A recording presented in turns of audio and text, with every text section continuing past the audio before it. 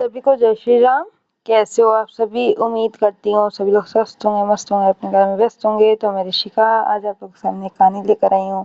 कहानी का नाम है नालायक बेटा। बेटा, हमारा एक्सीडेंट हो गया है। मुझे ज़्यादा चोट नहीं आई, पर तेरी माँ की हालत गंभीर है। कुछ पैसों की है और तेरी माँ को खून चढ़ाना है। 62 वर्ष के माधव जी ने अपने बड़े बेटे से फोन पर कहा, पापा मैं बहुत व्यस्त हूँ आजकल, मेरा आना नहीं हो सकेगा। मुझे विदेश में नौकरी का पैकेज मिला है, तो उसी की तैयारी कर रहा हूँ। आपका भी तो यही सपना था ना, इसलिए हाथ भी तंग चल रहा है। पैसे की व्यवस्था कर लीजिए, मैं बाद में दे दूंगा। उनके बड़े इंजीनियर बेटे ने जवाब दिया। उन्होंने अपने दूसरे डॉक्टर बेटे को फोन किया तो उसने भी आने से मना कर दिया। उसे अपनी ससुराल में ब्याह में जाना था। हाँ, इतना जरूर कहा कि पैसों की चिंता मत कीजिए, मैं भिजवा दूंगा। यह अलग बात है कि उसने कभी पैसे नहीं भिजवाए। उन्होंने बहुत मायूसी से फोन रख दिया।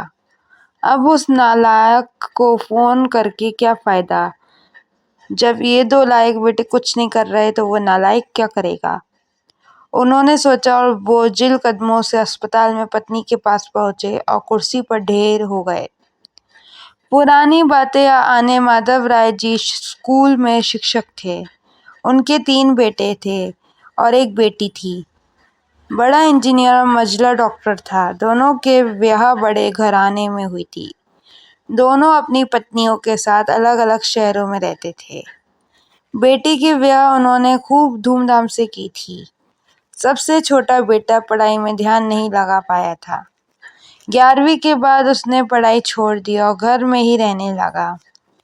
कहता था मुझे नौकरी नहीं करनी, अपने माता पिता की सेवा करनी है। पर मास्टर साहब उससे बहुत नाराज रहते थे। उन्होंने उसका नाम नालायक रख दिया था।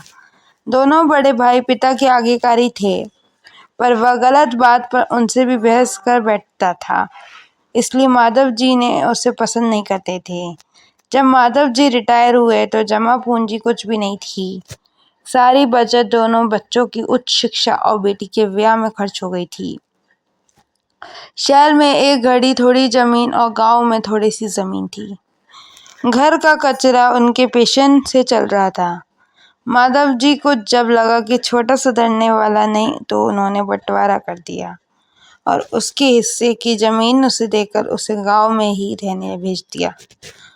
हालांकि वह जाना नहीं चाहता था, पर पिता की जिद के आगे झुक गया और गांव में ही झोपड़ी बनाकर रहने लगा।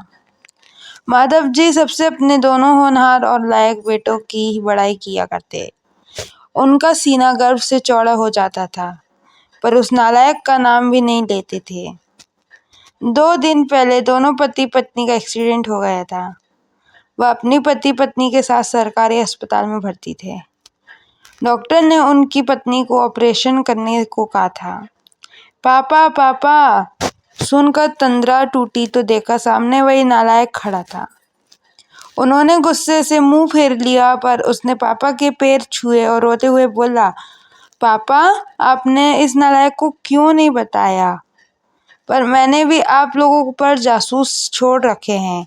खबर मिलते ही भागा आया हूँ। पापा के विरोध के बावजूद उसने उनको एक बड़ा अस्पताल में भर्ती कराया, माँ का ऑपरेशन कराया, अपना खून दिया, दिन रात उनकी सेवा में लगा रहता कि एक दिन वह गायब हो गया। वह उसके बारे में फिर बुरा सोचने लगे थे कि तीसरे दिन वह वापस आ गया। महीने भर में ही माँ एकदम भली चंगी हो गई। वह अस्पताल से छुट्टी लेकर उन लोगों को घर ले आया।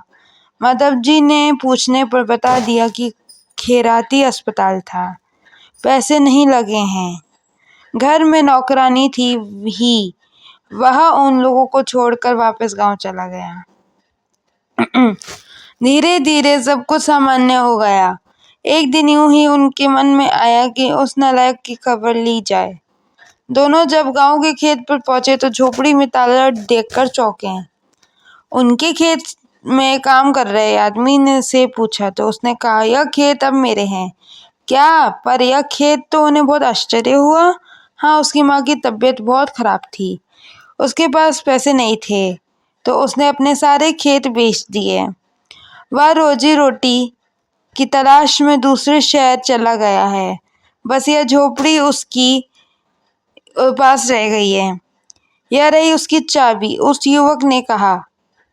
वह झोपड़ी में दाखिल हुए तो बरबस उस नालायक की याद आ गई। टेबल पर पड़ा लिफाफा खोल कर देखा तो उसमें रखा अस्पताल का 9 लाख का बिल। उनको मुंह चिढ़ाने लगा। उन्होंने अपनी पत्नी से कहा, जानकी, तुम्हारा बेटा नालायक तो था ही, झूठा भी है। अचानक उनकी आंखों से आंसू गिरने लगे और वह जोर से चिल्लाए, तू कहाँ चला गया नालायक? अपने पापा को छोड़कर एक बार वापस आ जा, फिर मैं तुझे कहीं नहीं जाने दूंगा। उनकी पत्नी के आंसू भी बह जा रहे थे और माधव जी को इंतजार था अपने नालायक बेटे को अपने गले से लगाने का। सचमुच बहुत नालायक था वो। ये पोस्ट पढ़ने वक्त अगर आंखें नम हुई तो समझो हमारे अंदर भी एक नालायक है। बेटा है तो ऐसा। धन्यवाद। जय हो, सदा विजय हो।